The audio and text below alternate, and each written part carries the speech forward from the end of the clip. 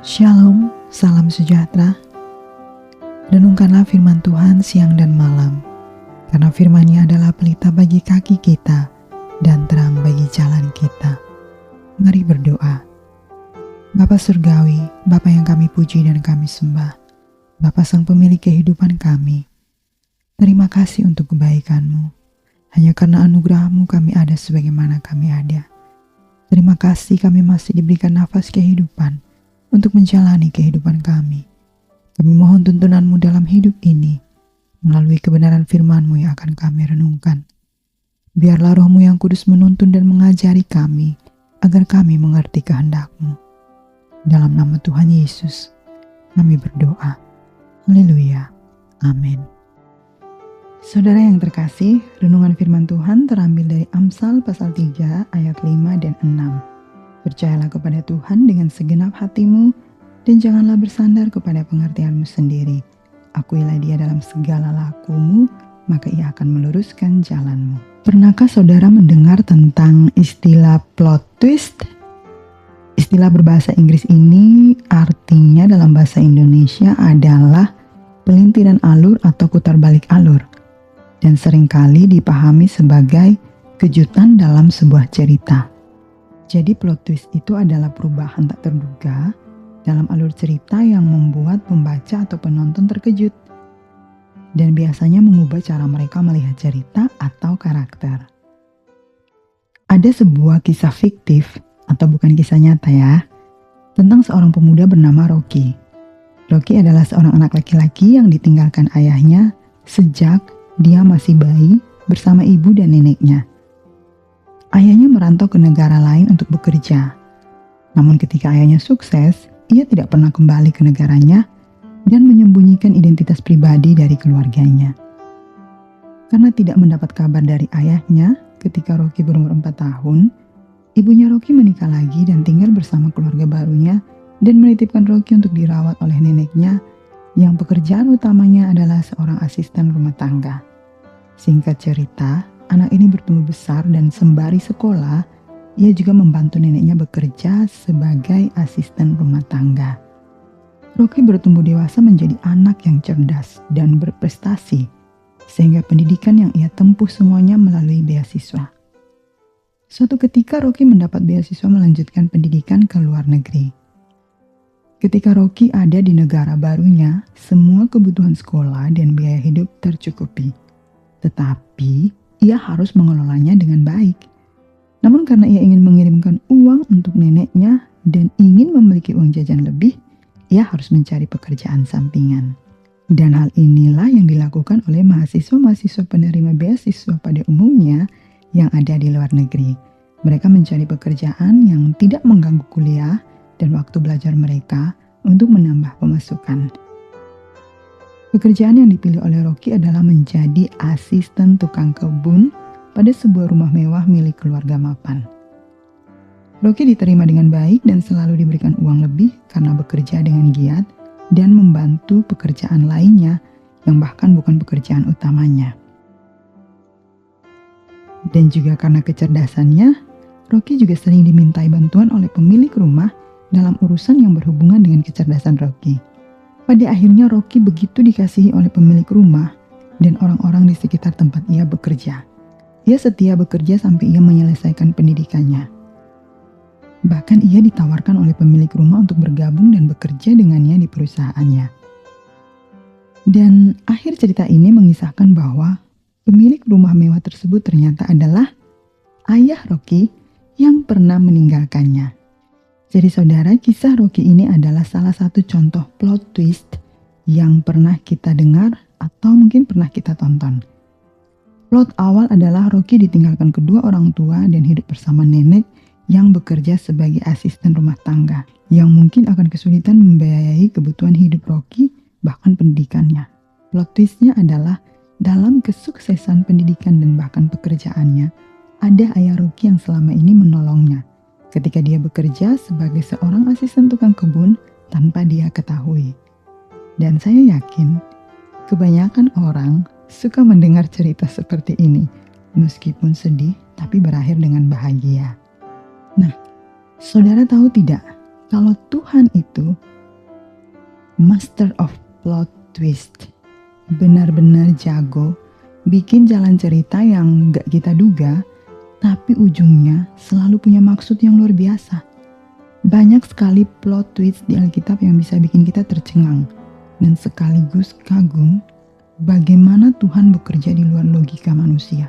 Tuhan seringkali ahli dalam memberikan plot twist yang kita tidak menyangka, tapi ternyata indah di waktunya. Nah, ada kisah Yusuf. Awalnya dibuang sama saudara-saudaranya, dijual jadi budak, masuk penjara karena difitnah. Cerita hidup yang sangat menyedihkan dan wow, parah sekali. Pasti tidak ada yang menginginkan memiliki kisah seperti itu. Dan kisah itu sangat panjang, tapi plot twistnya dari budak jadi orang nomor 2 di Mesir. Bertahun-tahun kemudian Yusuf jadi penguasa di Mesir dan malah menyelamatkan keluarganya dari kelaparan. Nah, pesan dari kisah Yusuf banyak ya, tapi salah satunya adalah manusia bisa maksud jahat, tapi Tuhan bisa balikan semuanya jadi bagian dari rencananya yang besar. Kemudian ada kisah Daud, seorang anak gembala biasa, bahkan gak dianggap saat Samuel datang mencari raja. Tapi plot twistnya dipilih Tuhan jadi Raja Israel. Bahkan keturunannya nanti melahirkan Sang Mesias. Pesan dalam kisah Daud ini salah satunya Tuhan lihat hati, bukan penampilan luar. Dan Tuhan suka memakai yang sering tidak dianggap oleh dunia. Kemudian ada Musa. Plot awalnya semua bayi laki-laki Ibrani harus dibunuh oleh perintah Firaun. Tetapi plot twist, Musa malah diambil dan dibesarkan oleh keluarga Firaun sendiri. Jadi pangeran Mesir, lalu Tuhan pakai dia untuk membebaskan umat Israel dari Mesir. Dan pesannya dari seorang buruan Firaun menjadi pemimpin umat Israel. Dan masih banyak lagi kisah di perjanjian lama. Kemudian pada perjanjian baru, ada Yesus di kayu salib. Kitab-kitab Injil menceritakan tentang kisah Yesus di kayu salib. Plot awalnya, orang-orang berpikir kematian Yesus adalah awal kekalahan. Plot twistnya, justru kematiannya adalah kemenangan atas dosa dan maut. Dan dia bangkit. Apa yang nampaknya akhir cerita, ternyata adalah awal dari hidup yang baru. Salah satu pesan kisah Yesus di kayu salib, yang mereka salibkan ternyata adalah Raja segala raja. Dari kematian yang kelihatan tragis adalah kemenangan kekal. Kadang yang terlihat seperti akhir justru awal dari mujizat. Setiap plot twist itu memberikan kesan dan maknanya masing-masing.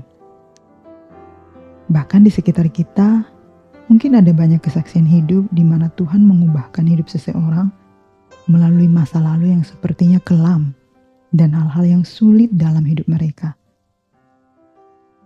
Dan mereka sekarang menjadi orang-orang yang luar biasa. Kesulitan-kesulitan hidup yang mereka alami di masa lalu menjadi kesaksian hidup bagi orang lain. Mereka memiliki cerita hidup yang bisa mereka bagikan kepada orang lain dan memotivasi orang lain. Dan ketika kita melihat apa yang mereka miliki, kita ingin juga seperti mereka.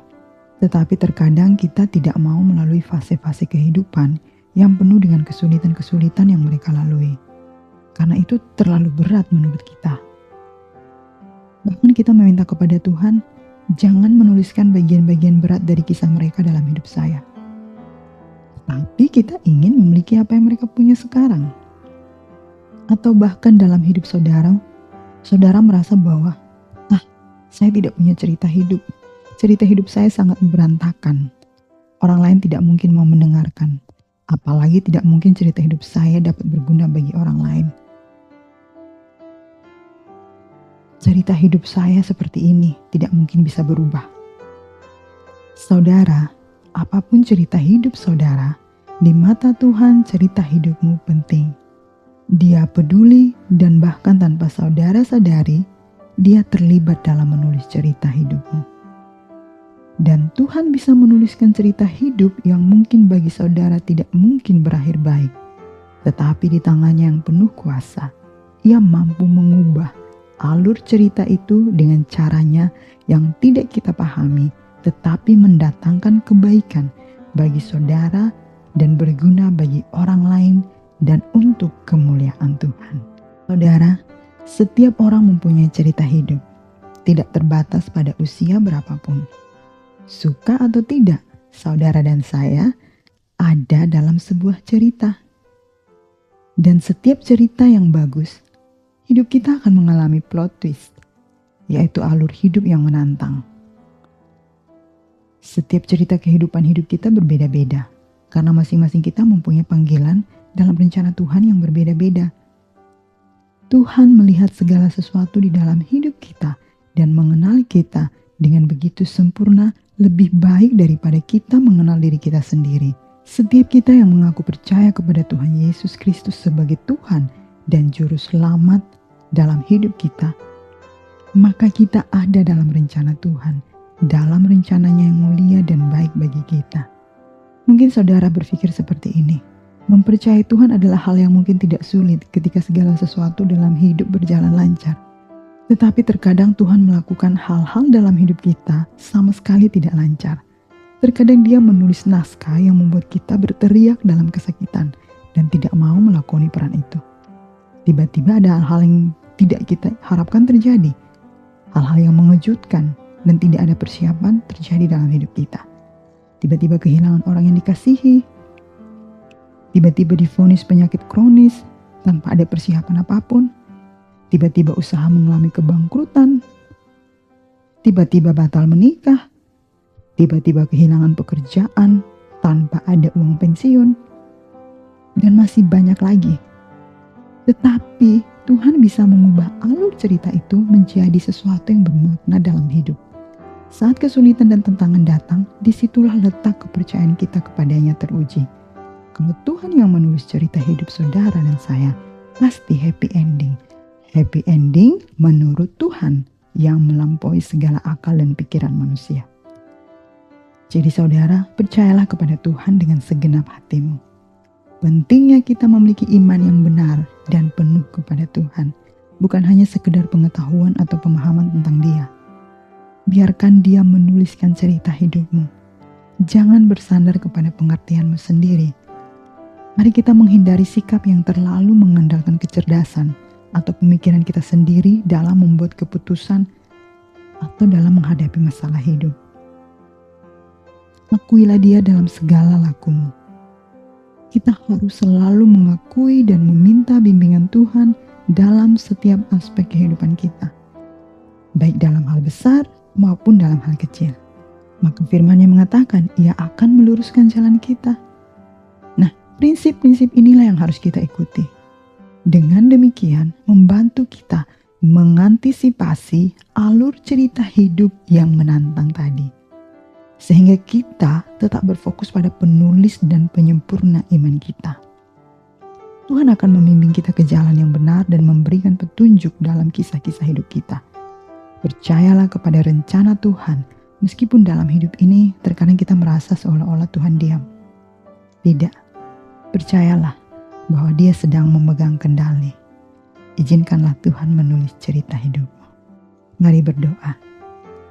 Bapa, terima kasih untuk firman-Mu yang mengingatkan kami betapa agung dan mulianya karya-Mu.